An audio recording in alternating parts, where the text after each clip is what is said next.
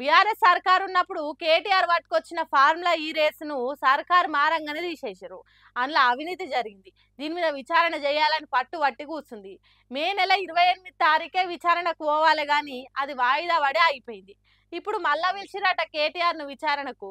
మరి గా సంగతి ఏందో లుక్కేసొద్దాం పాండ్రి. బీఆర్ఎస్ వర్కింగ్ ప్రెసిడెంట్ మాజీ మంత్రి కేటీఆర్ కు నోటీసులు అందినాయి. బీఆర్ఎస్ హయాంలో పెట్టిన ఫార్ములా ఈ రేస్ల అవినీతి జరిగింది. అందులో దగ్గర 55 కోట్లు జోబులల్లకు పోయినాయని సర్కార్ చెప్పేసరికి ఏసీబీ కేసు నమోదు చేసి దర్యాప్తు మొదలుపెట్టింది.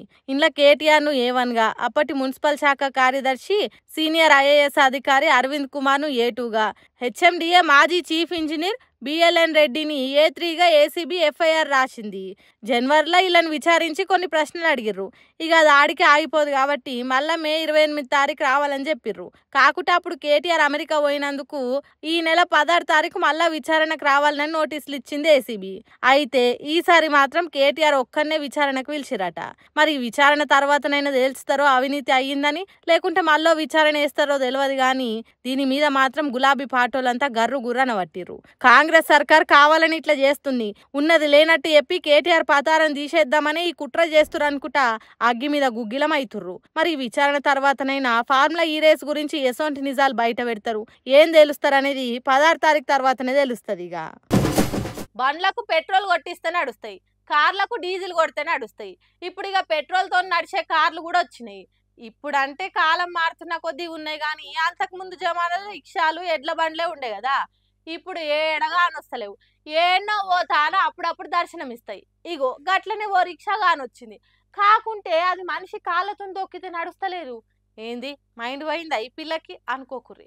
గా రిక్షా చూపిస్తా, అప్పుడు మీకే తెలుస్తుంది. ఆగరో చిత్రం సల్లగుండా రిక్షాకు పెట్రోల్ బంకులేం పని, అది మనిషి కాలుతో దొక్కితేనే కదా కదలేది.